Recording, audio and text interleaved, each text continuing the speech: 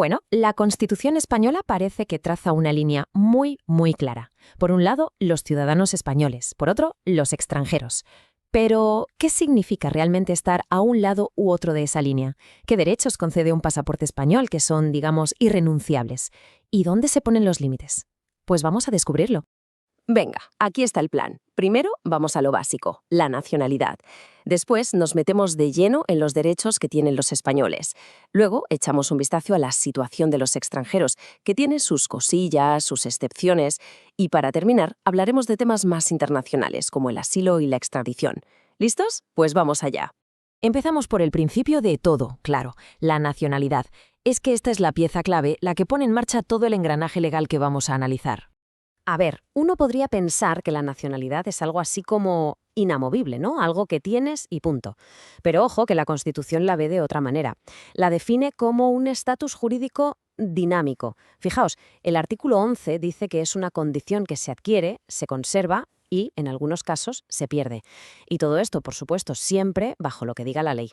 O sea que la ley lo que hace es marcar, por así decirlo, el ciclo de vida completo de la ciudadanía. Lo divide en 3 momentos clave: cómo se consigue, cómo se mantiene y cuándo se puede llegar a perder.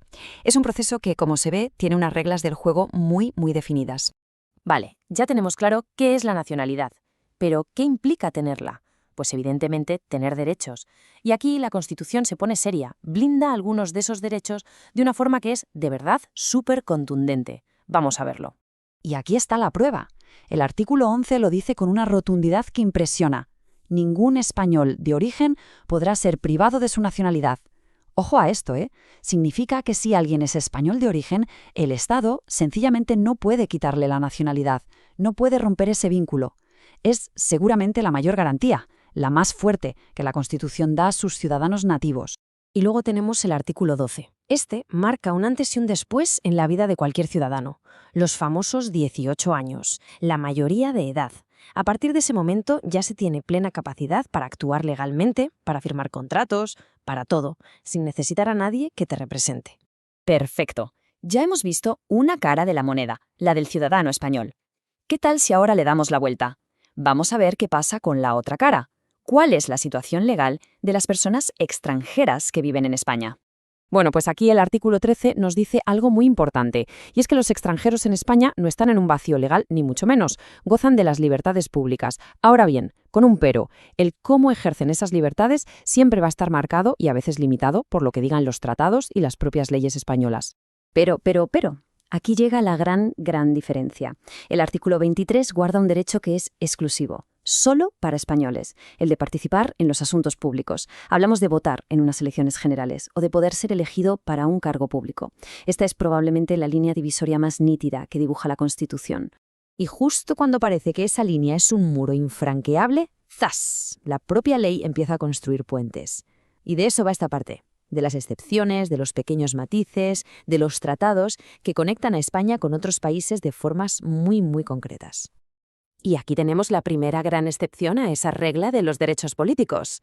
Resulta que en las elecciones municipales, vamos, las de nuestro ayuntamiento, las que más nos tocan el día a día, ahí sí que se puede permitir que voten personas extranjeras. ¿La condición? Pues que haya un tratado de por medio o una ley que se base en la reciprocidad. En el yo te doy, tú me das. Atención a esta fecha, 1992, un año clave para España. Y no estoy pensando solo en las Olimpiadas de Barcelona o la Expo de Sevilla. En el 92, la Constitución española vivió un momento realmente histórico. Y lo que pasó fue esto. Se hizo la primera reforma de la Constitución hasta esa fecha. ¿Y para qué? Para añadir 2 palabritas: sufragio pasivo. ¿Y qué es eso?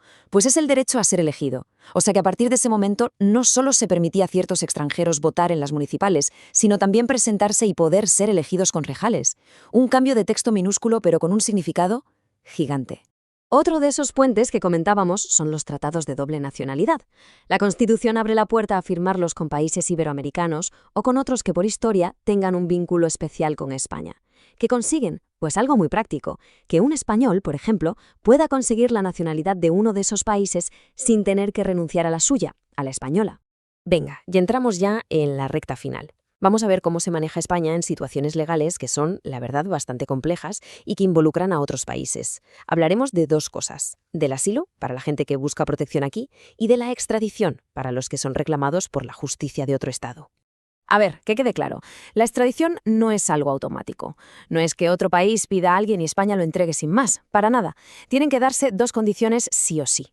Primero, que esté previsto en un tratado o en la ley. Y segundo, y esto es clave, que se cumpla el principio de reciprocidad. Es decir, que ese otro país haría exactamente lo mismo si España se lo pidiera. Y aquí viene el punto más delicado. Quedan excluidos los delitos políticos. Por ese tipo de delitos, España no extradita. Pero, y esto es importantísimo, la Constitución lo deja grabado a fuego. Los actos de terrorismo nunca, jamás de los jamases, se van a considerar delitos políticos para esto. La línea roja ahí es absoluta. Y por último, el derecho de asilo. Si la extradición es entregar a alguien, el asilo es lo contrario, es proteger. Es la protección que España puede dar a ciudadanos de otros países o a personas que no tienen nacionalidad, los apátridas, que huyen porque son perseguidos. Eso sí, no es un derecho automático. La ley es la que marca las reglas del juego, los términos y las condiciones para que se conceda. Y para quien tenga curiosidad y quiera ir un poco más allá, aquí queda un resumen de las leyes clave que desarrollan todo esto que hemos visto. La Ley Orgánica de Extranjería, la Ley de Extradición, la que regula el asilo. Estas son, digamos, las que ponen la letra pequeña a los grandes principios de la Constitución. Entonces, ¿con qué nos quedamos? ¿Cuál es la idea principal? Pues que la ley española al final funciona a dos velocidades. Por un lado, traza una línea muy clara entre lo que significa ser ciudadano y ser extranjero. Pero por otro lado, es lo suficientemente inteligente como para construir puentes. Puentes en forma de excepciones, de tratados, de protecciones, que demuestran que vivimos en un mundo totalmente interconectado. Y todo esto, claro, nos deja con una pregunta flotando en el aire, ¿no? En este mundo en el que vivimos, cada vez más globalizado, con fronteras que se difuminan y con identidades que son cada vez más complejas, ¿cómo van a evolucionar estas ideas de nacionalidad, de ciudadanía, de derechos? El debate, desde luego, está servido. Muchas gracias por la atención.